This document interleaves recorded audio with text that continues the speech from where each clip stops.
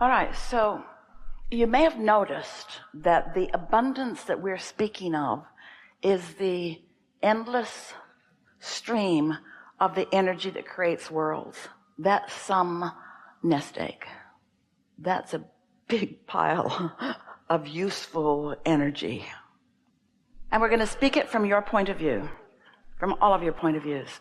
So just relax and sort of step into it wherever you step into it.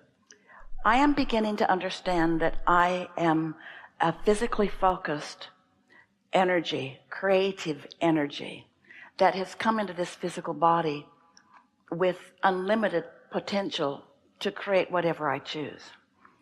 And I came into an environment that was pretty well established. There was a lot to observe when I got here, and a lot of opinions about all of it that I was subjected to and that I had reaction to.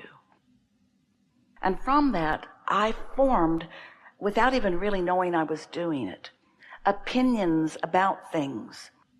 I began to think thoughts that others thought, and the more I thought them, the more those thoughts came, and the more those thoughts came, the more things that matched those thoughts came. And so I started trending.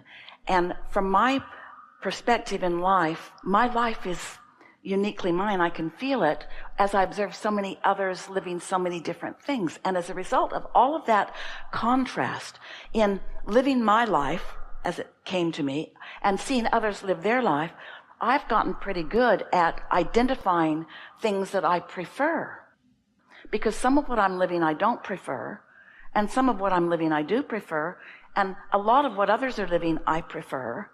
And I believe that I'm getting better at not being locked into what I've got. I'm understanding that the variety that surrounds me is giving me ideas and notions and inclinations and even desires that, hey, I could have some of that. I could have some of that because it looks good to me in this way and in this way. And so I know for sure that just by my living of life, I'm benefiting by what's going on around. And I have the sense, listening to Abraham and other teachers, I believe it when they say that I can be or do or have anything that I want. And I honestly think that a lot of my hang-up is that I don't choose big enough. I don't really know how to choose big enough. And we want to say to you, you can't choose beyond what the law of attraction is yielding to you.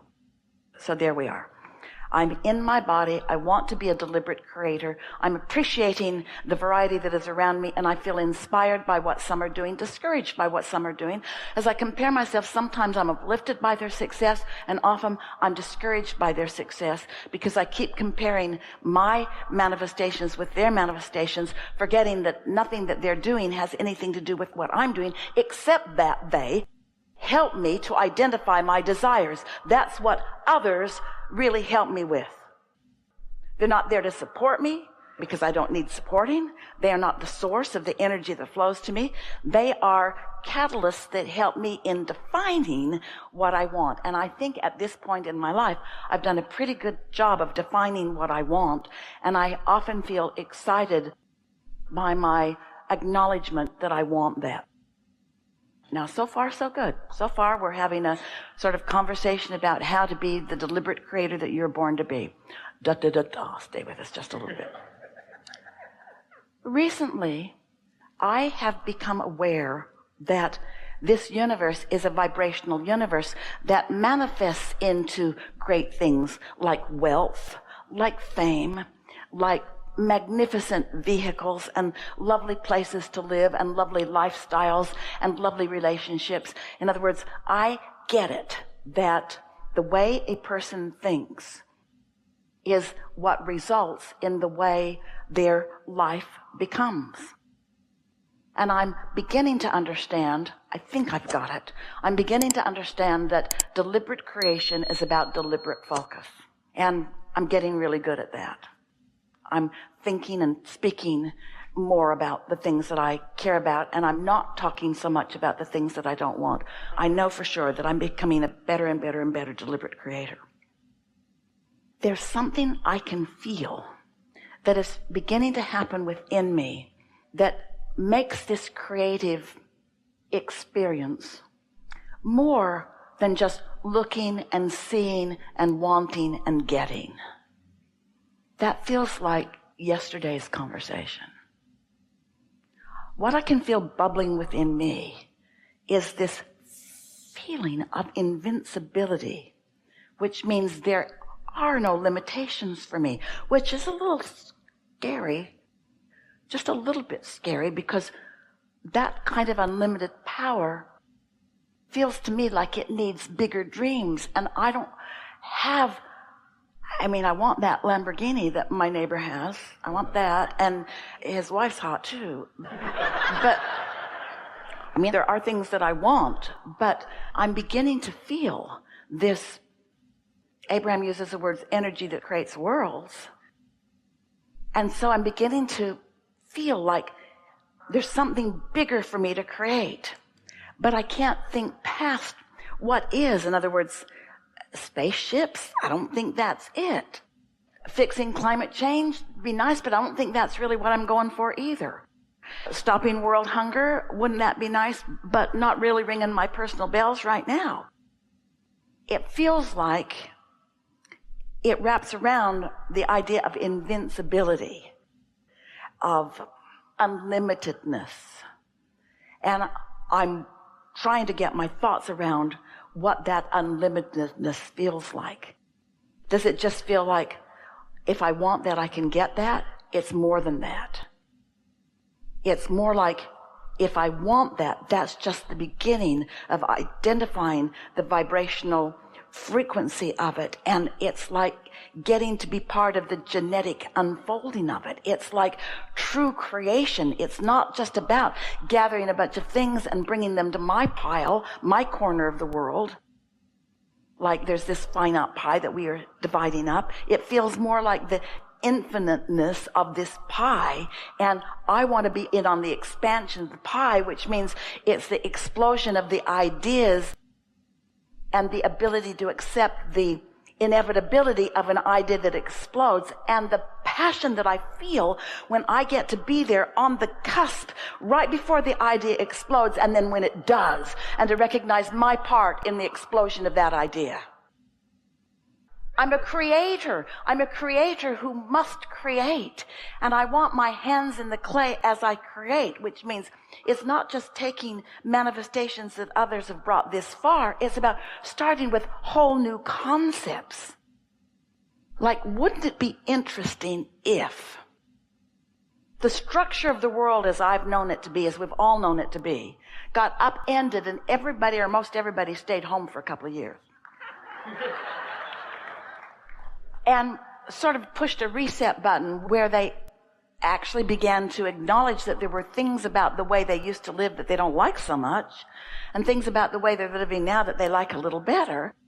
Wouldn't it really be something if enough people could have had that experience that we could be pretty much unlimited in what we get to ask for right now? Wouldn't it be interesting to be in a time and space where the majority of the world simultaneously doesn't have a clue what's coming next? And so there are less of them that are trying to hold us to their ideas of what the proper way to think is, where I get to choose what I want. So what is it that I want to choose? What is it that I'm choosing? That beautiful car, I wanted it for a long time, and when I got it, it was great. I really liked it for a minute. It wasn't the answer for me. It was an answer. I don't want to give it back. I'm going to get another one just like it when I get done with this one. In other words, don't anybody misunderstand that. But I'm beginning to realize that it isn't acquisition. It is true creation. It is turning thoughts to things. It is turning my thoughts to things. It is accepting that I am so understood by infinite intelligence or source or whatever you want to call that, and that what I'm asking for matters so much that whatever that life force is seems to be hanging on my every word or my every vibration.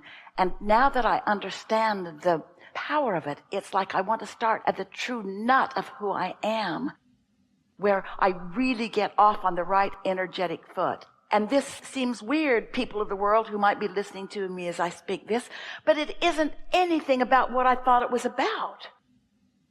It's about accepting the value of me and not measuring my ideas with anyone else, but just fostering and watching my ideas, watching my vibrations become thoughts and emotions, and then conversations, and then more, and then more, and then more, and then more, and then more. Project by project, person by person, conversation by conversation. More, more, more, more, more. That is the mantra of the universe. You are eternal beings, and you cannot stop becoming more. But you can miss most of the savoring of the more that you are becoming. You can miss it. You can miss it because instead of savoring the idea, you're wondering why the money isn't in the bank yet. The money will come, and you'll like it.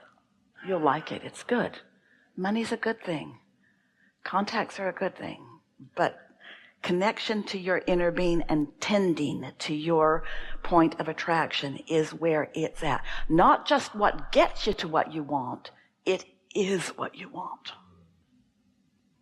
We've enjoyed this interaction more than any that has come before. And that's your doing.